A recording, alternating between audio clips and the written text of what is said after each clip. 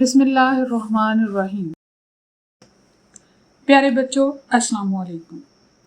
Summer camp کے اس خوبصورت session میں خوش آمدید۔ میں ہوں شگفتہ الیاس اور آج ہمارا موضوع ہے کہانی لکھنے کا آسان طریقہ۔ عزیز طلبہ، کیا آپ کو کہانیاں سننا پسند ہے؟ جی ہاں، اچھی کہانی دل کو چھو لیتی ہے، سبق دیتی ہے اور یاد رہ جاتی ہے۔ سب سے پہلے تو ہمارا یہ جاننا ضروری ہے کہ کہانی کیا ہے۔ کہانی واقعات کا ایک ایسا سلسلہ ہوتا ہے جو خوشی، غمی، محبت، نفرت، حسد، تجسس اور جستجو جیسے جذبات و احساسات، زندگی کے نشیب و فراز اور ان سے حاصل ہونے والے نتائج پر مشتمل ہو۔ کہانی کی مختلف اقسام ہوتی ہیں۔ عام طور پر لکھے جانے والی کہانی کسی عنوان یا اخلاقی سبق کے مطابق ہوتی ہے، جیسے نیکی کا بدلہ، جھوٹ کا انجام، اتفاق میں برکت، کچھوا اور خرگوش، پیاسا کوا وغیرہ۔ دوسری قسم کی کہانی ہے خاکے کی مدد سے کہانی لکھنا، جس میں خاکے کی صورت میں کچھ اشارے دیے گئے ہوتے ہیں، اس کے مطابق کہانی لکھی جاتی ہے۔ کہانی کی تیسری قسم ہے اقتباسی جملے یعنی لیڈنگ سینٹینس کے ساتھ شروع ہونے والی کہانی۔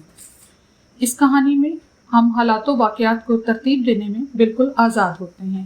کسی بھی موضوع اور کسی بھی عنوان کو ہم کہانی کی صورت میں ڈھال سکتے ہیں، جیسے کہ میں اپنے ابو جان کے ساتھ بازار جا رہا تھا کہ میں نے دیکھا۔ اب آپ کوئی بھی واقعہ اس میں درج کر سکتے ہیں۔ کہانی کی سب سے دلچسپ قسم ہے تصویری کہانی، جس میں تصویروں کی صورت میں کہانی کو سمجھ کر اسے تحریر کی صورت میں لایا جاتا ہے۔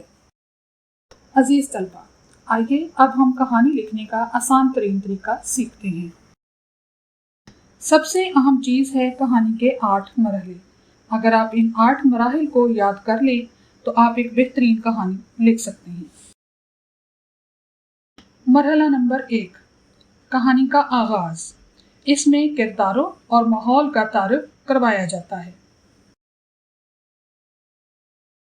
مثال کے طور پر اگر ہم کہانی لکھیں گے نیکی کا بدلہ، تو سب سے پہلے آغاز میں ہم حالات و واقعات کو کچھ اس طرح سے بیان کریں گے کہ کسی ملک میں ایک بادشاہ تھا جو کہ بہت ظالم تھا۔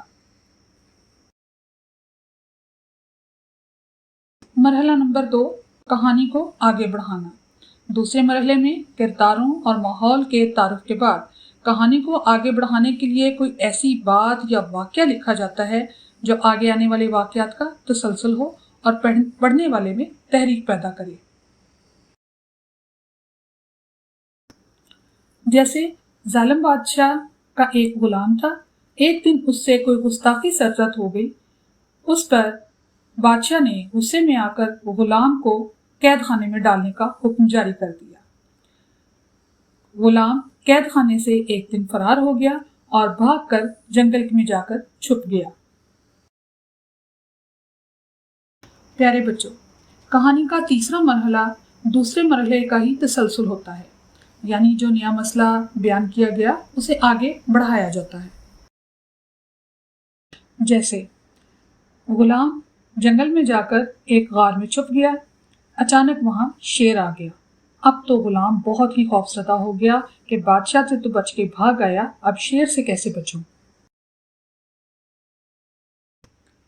عزیز طلبہ، مرحلہ نمبر 4 کہانی کا سب سے دلچسپ حصہ یعنی کلائمیکس ہوتا ہے۔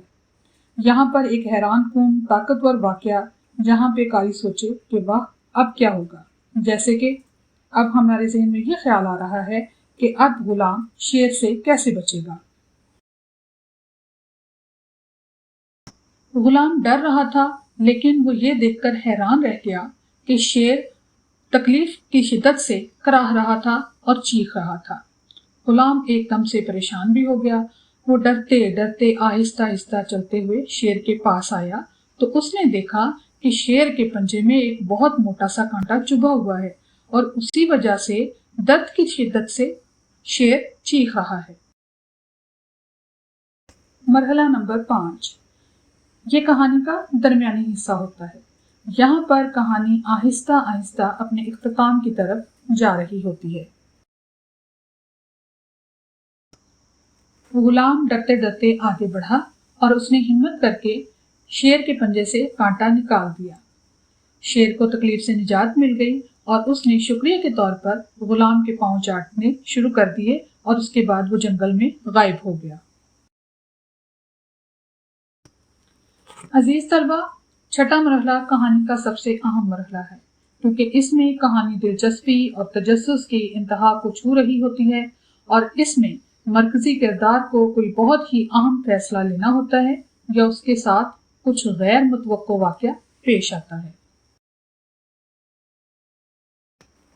جیسا کہ بادشاہ کے سپاہی غلام کو ڈھونڈتے ڈھونڈتے جنگل میں آ پہنچے اور وہ غلام کو گرفتار کر کے بادشاہ کے سامنے لے گئے۔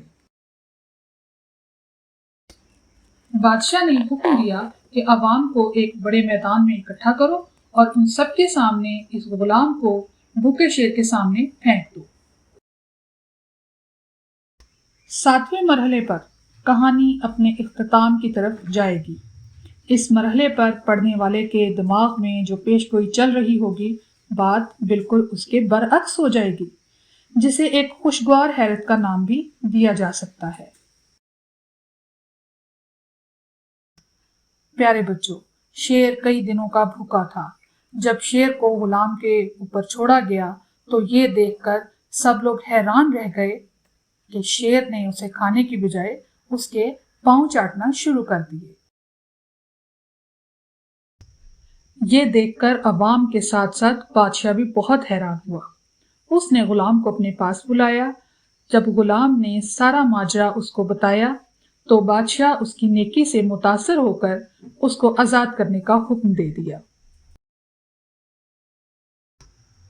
عزیز طلبہ، کہانی لکھنے کے آخری اور 8ویں مرحلے میں نتیجہ بیان کیا جاتا ہے، جیسے یہ حقیقت ہے کہ نیکی کا بدلہ نیکی اور احسان کا بدلہ احسان کی صورت میں ضرور ملتا ہے، اور چھوٹی سے چھوٹی نیکی بھی رائیگاں نہیں جاتی۔ دیکھا بچوں، ہم نے کتنے خوبصورت اور مربوط انداز میں کہانی کو ترتیب دیا ہے۔ کہانی لکھتے ہوئے کچھ اہم باتیں جنہیں ذہن نشین رکھنا بہت ضروری ہے۔ نمبر 1 کہ کہانی ہمیشہ ماضی کے صیغے میں ہوتی ہے، یعنی ہمیشہ گزرے زمانے میں بیان کی جاتی ہے۔ ایک ہی جیسے لفظ کی تکرار مناسب نہیں ہے، بہتر ہے کہ مترادف اور ہم معنی الفاظ کا استعمال کیا جائے۔ منظر کشی کو بہت زیادہ طویل نہ کیا کرے، اس سے پڑھنے والا اکتانے لگتا ہے۔ کہانی ایسے لکھیں کہ آپ کے ذہن کے پردے پر جو تصور موجود ہے وہ کہانی پڑھنے والے کو بھی نظر آنے لگے۔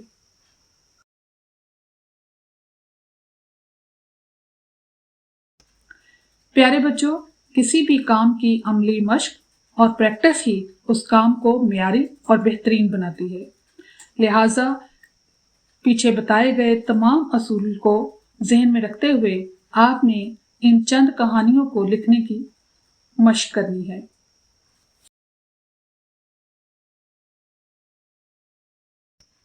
چلیں بچوں، اب آپ کہانیاں لکھیں اور اس کے ساتھ ہی اپنا اور اپنے گھر والوں کا خوب خیال رکھیں اور مجھے اجازت دیں۔ اللہ حافظ۔